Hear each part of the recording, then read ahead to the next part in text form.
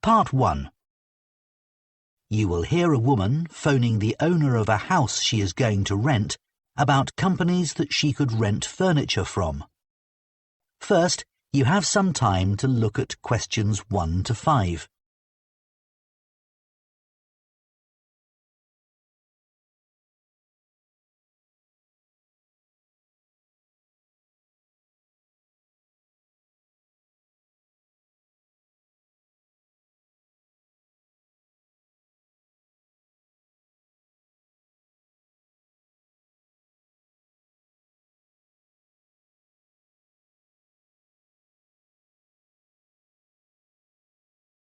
Now listen carefully and answer questions 1 to 5. Good morning. Hi, this is Shelley Meyer. I'm renting your house on Archwood Avenue. I'm due to move in next week. Oh, yes. Hello, Ms. Meyer. What can I do for you? When I viewed the house, I told you I'll most probably need to rent some furniture, at least until I know whether my temporary work contract is going to be made permanent. Yes, of course, I remember. And I said I could give you some information about furniture rental companies in the city. That's right. Well, the biggest company is called Peak Rentals. I've recommended them to other people and have always heard positive reports about them. Could you give me an idea of their costs? Sure. I actually have one of their brochures here. It says the monthly price per room starts at $105 and goes up to $239. That depends on which rooms you need furniture for, of course. Sure. It's just to get a general idea of how much it's going to cost. And you said you had some positive feedback about this company? Yes. People have mentioned that the furniture from Peak Rentals is more modern than any of the other companies. And also, once you place an order, the furniture will be delivered to you in just 1 or 2 days. That would be really helpful. Oh, and the brochure says that there's a special offer at the moment. If you rent living room furniture, I believe that's a set of chairs and a TV table, you'll also get a lamp at no extra cost. Okay, but that price range you gave is more than I was hoping to pay. Then you could try Aaron and Oliver. Sorry, what and Oliver? Aaron, Aaron. Okay. Are they cheaper? I'd say they're a mid-price company. But if you chose them, you need to be aware that they charge an extra 12% every month in case of damage. Oh, I see. I'd have to do the math carefully then. Right. But one helpful thing is that they also do cleaning for customers. For the furniture? For the house. Oh, I see. I probably won't need that. Before you hear the rest of the conversation, you have some time to look at questions 6 to 10.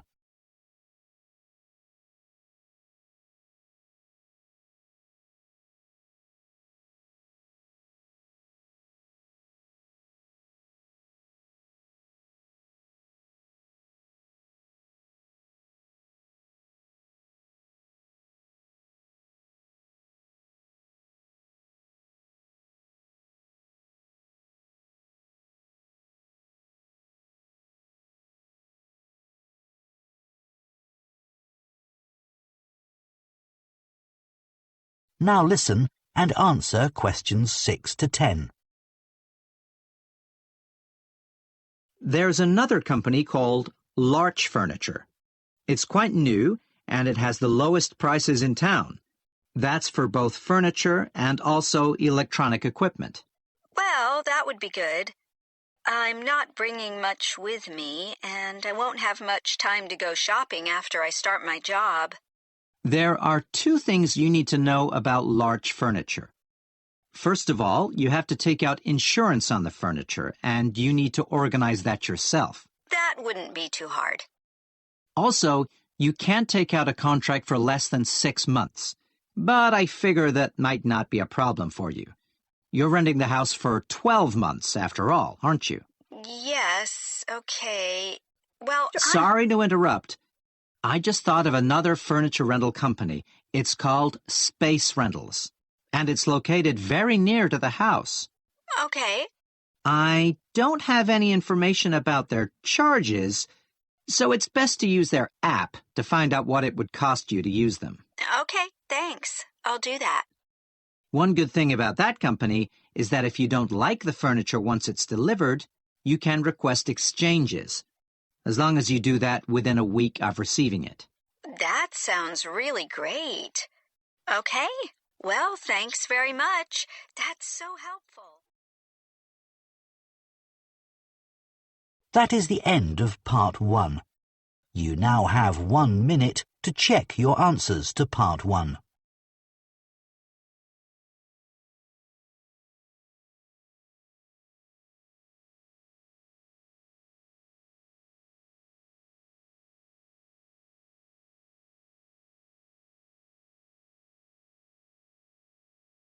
Part 2.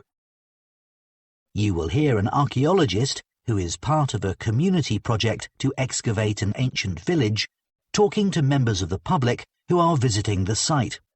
First, you have some time to look at questions 11 to 16.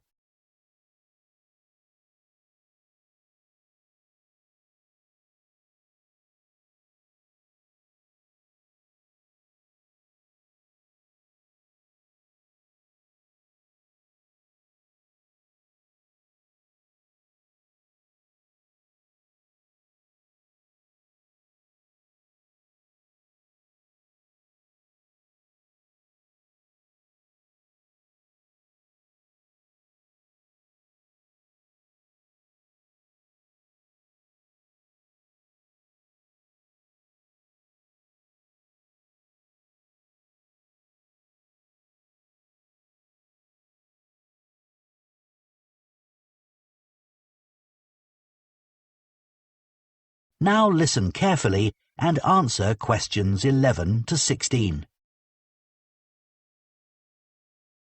Hello, I'm Hayden. I'm one of the archaeologists investigating the site here at Bidcaster.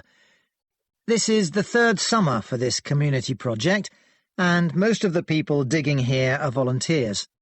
I'm a full-time archaeologist for the town council, but I was asked to join the project by NHA, a charity which sets up projects like this up and down the country. As you can see, we're next to Bidcaster Castle, which is great because the owners let us use their facilities. So, how did we get to where we are today? Many archaeology projects happen when an ancient object is found, and in our case, that object was a gold coin. Coins are often found by people using metal detectors to look for things buried in the ground, or coins are uncovered when wild animals like rabbits have been digging tunnels. Here, a walker found it on the ground after a rainstorm washed away some of the earth and sand. When the story of the gold coin hit the news, Peter Swift, an amateur historian, contacted me to say he believed there had been a village on this site, centuries before the castle was built. Just by chance, the team found some old maps and documents in our library, which showed 500-year-old drawings of ruined buildings on the grassy area between the outer stone walls of the castle and the river. We knew then we were onto something. Over the 3 summers the team has been here, we found the remains of several buildings, and more broken pots than you can count. Normally you'd expect to find brooches and other jewellery, but we're still waiting to uncover any such items. The people who once lived here were skilled at making tools from animal bones, as you'll see when you visit the exhibition.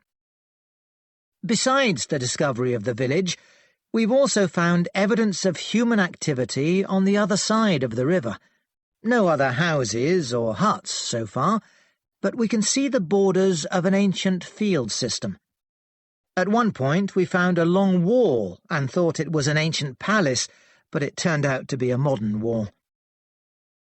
This summer's work will end soon, but we'll be back next summer. In the meantime, We're putting on a series of guided tours for school groups this autumn. Oh, and maybe you saw the TV documentary about our project. That suggested the objects we've found are going to the town's museum, but we don't know that for sure yet. Before you hear the rest of the talk, you have some time to look at questions 17 to 20.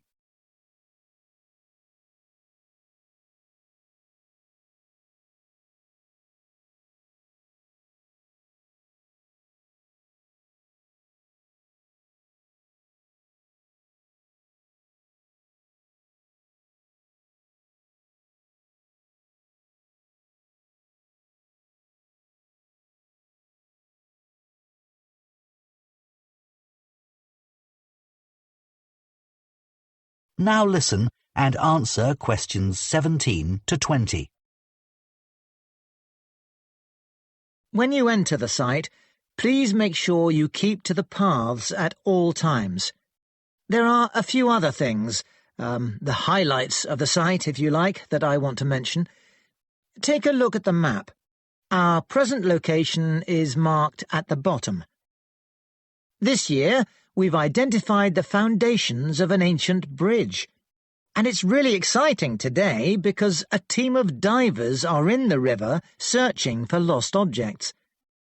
To reach the bridge, take the main path ahead of you, go straight on, and keep going till the path bends to the left.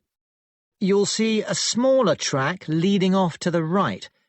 Follow that to take you to the river, where the divers are. You might be interested to see the rubbish pit. This is very near the castle walls in the northwest corner of the site. It actually dates to the time of the castle and not the ancient village. We found oyster shells and fish bones, and we assumed they were thrown from the castle kitchen above.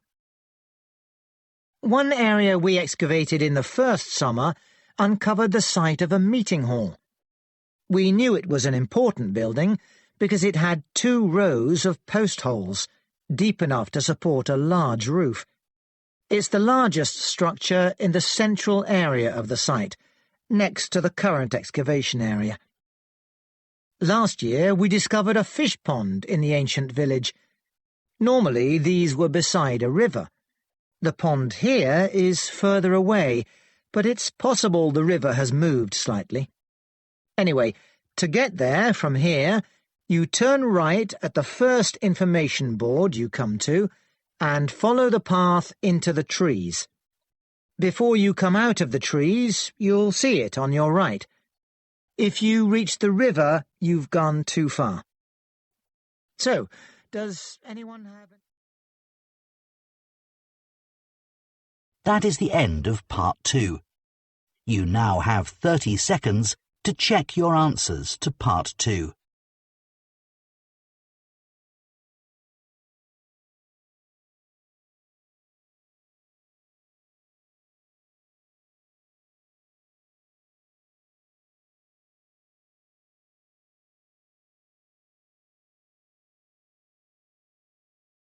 Part 3. You will hear 2 theatre studies students, Maya and Finn, discussing their project on theatre programmes. First, you have some time to look at questions 21 to 26.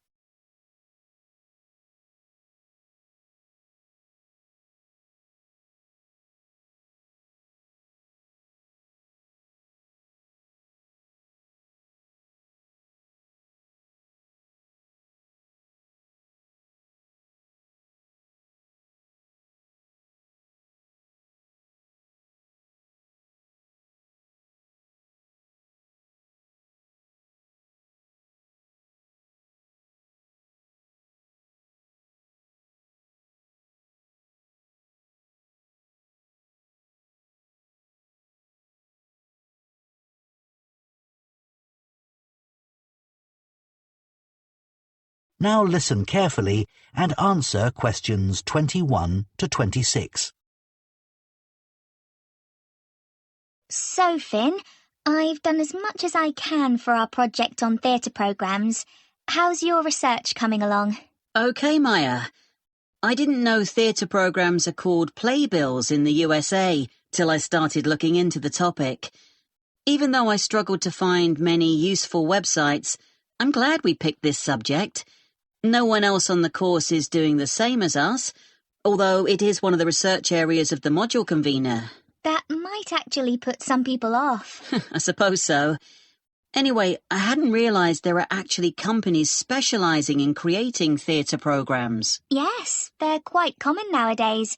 Contrary to what many people think, theatres don't hire people to do the programmes. In fact, companies buy the rights to publish programmes on the theatre's behalf and then make their money selling advertising space within the programme booklet. It must be easier for theatres to do it that way. Yes. I remember reading something about programmes in early British theatre. It said that the cast was always very important. Yeah. Audiences were very familiar with leading actors, and big names would draw huge crowds. But I hadn't realised that if the programme named a famous actor, that's who the public expected to perform. And if that didn't happen, people accused the theatre of breaking their agreement with the audience. They would demand refunds, and if they didn't get them, there were riots. Outrageous!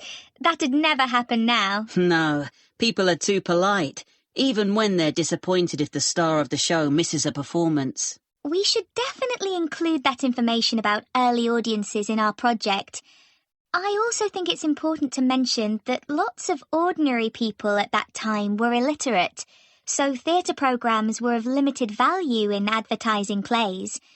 When a company of actors arrived in a town, they'd parade around the streets in their costumes, beating drums and announcing their upcoming performances. Interesting. I couldn't imagine that happening now either. There's also an interesting comparison to make between 18th and 19th century programmes. Wasn't it in the 19th century that theatre programmes started to resemble programmes today? Yes, and unlike programmes from the 18th century, they always used colour. And there was a greater variety of designs. But personally, I think 18th century programmes were superior because they told the theatre-goers so many things, including about the actors. And about the writer, the plot, and sometimes the history of the play. That's right. What should we say about theatre programmes in the 20th century? I reckon the most important thing is the dramatic change they underwent during World War II. When the government imposed restrictions on the use of paper? Yeah, but that was only in the UK. In the USA, programmes, or rather playbills, continued to be published in the same format. While here in the UK, programmes became merely a single sheet of paper folded to create 4 pages for text. What I don't really get is that after the war, they didn't go back to being more than one sheet, or change in any way for over 25 years. I know there were paper shortages after the war, but only for 5 or 10 years. Strange. Before you hear the rest of the discussion, you have some time to look at questions 27 to 30.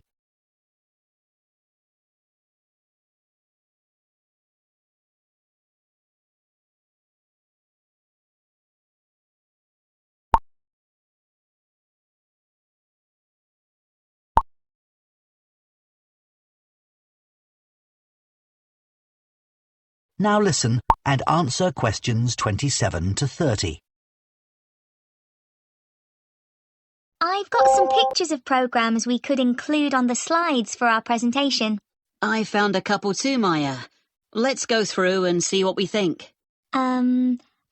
This is an old one for a play called Ruy Blas. Never heard of that. But the programme looks very decorative. Good enough to put in a frame on the wall. The images are just beautiful. Finn, what did you find? I've got some pages from a programme for Man of La Mancha. I thought this was a good programme to show, not because of the pictures, but because it contains articles written by members of the theatre company. So we can learn how the production was created and the thoughts and feelings of the cast. Good. I've got a copy of a programme that's now in a museum. It's for The Tragedy of Jane Shaw, and it's said to be the earliest surviving document to have been printed on Australia's first printing press. Fantastic! Another programme to talk about is for the Sailors' Festival. It comes from the British Library's digitised collection of programmes that was started a few years ago. It already comprises over 200,000 programmes, which is amazing. Wish I'd known about it while I was doing my research. That is the end of Part 3. You now have 30 seconds to check your answers to Part 3.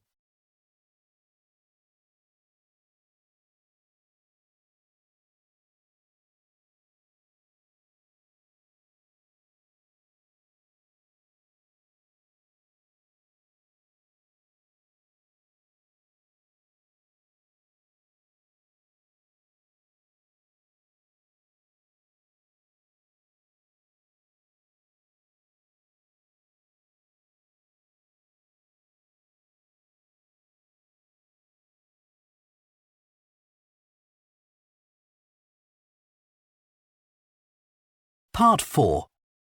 You will hear a design and technology lecturer talking about inclusive design.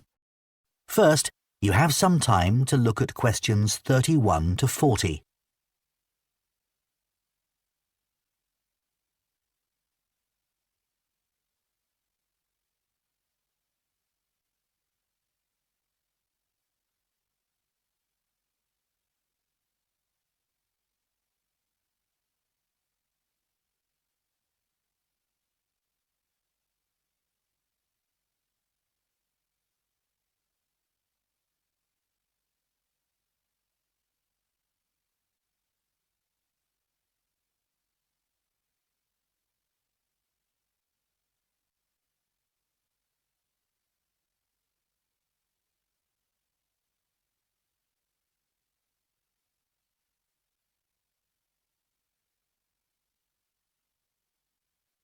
Now listen carefully and answer questions 31 to 40.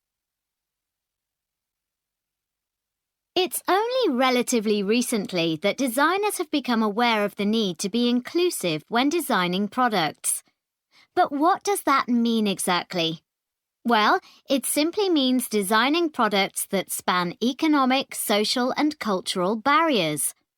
It means making sure products are accessible, so that as many different types of people as possible can use them without any type of adaptation having to be made to the original design. Inclusive design is often linked with universal design, although they are not quite the same thing. Universal design aims to make products that work for everyone, and that includes considering the needs of people who have cognitive difficulties, which can present quite a challenge. Today, examples of successful inclusive design can be seen all around us.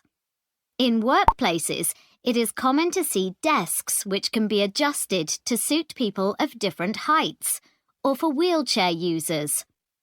This still isn't always the case, however, and is one reason why office workers often suffer from back or neck problems. You'll find another example in the public toilets of countless hotels, airports and offices. Taps that you activate by sensor require no pressing or twisting movements. These are not only more hygienic, they're also easier for people with dexterity or mobility issues. The tech industry has been criticised in the past for focusing too much on young consumers, but this is changing. Many products are now designed with the elderly in mind.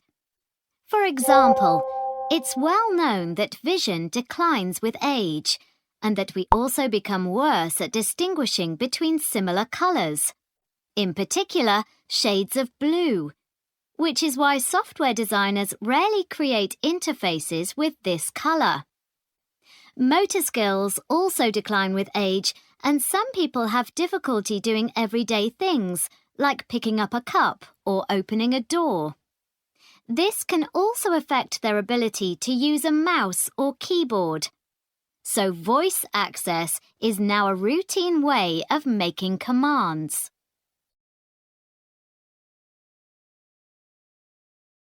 It's worth looking at the problems non-inclusive designs cause when not enough consideration is given to a range of users, as it can have a serious impact on people's lives.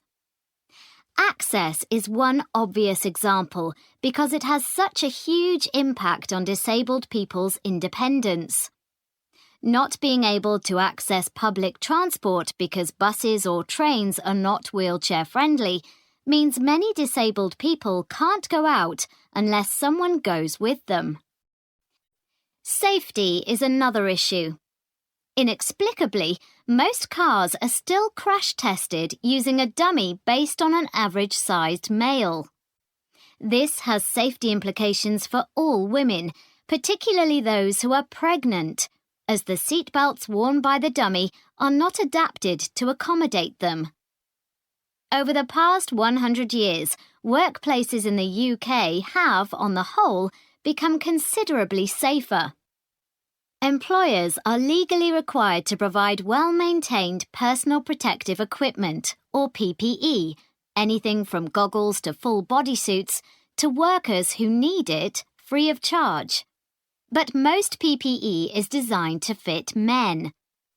A recent report found that employers often think that when it comes to female workers, all they need to do to comply with this legal requirement is to buy jackets, for example, designed for a small man. The problem with this is that women can be tall and still have much smaller shoulders than the average man. Ill-fitting PPE such as high-vis jackets, vests and body armour can put women at risk. The report found that 95% of women said that their PPE often hampered their work, and that this problem was worst in the emergency services, particularly the police. Another problem is related to comfort at work. A very common scenario in offices in summertime is to see women wrapped in blankets or wearing sweaters while the air conditioning is on high. Meanwhile, the men are in shorts and t-shirts. This is due to differences in metabolic rates for men and women. There is a standard setting for air conditioning to be at a temperature of 21 degrees, designed to suit men, and in most modern offices, it's not possible to turn the air conditioning up or down. This means that many offices which mainly employ women are wasting energy by having the air conditioning set too high.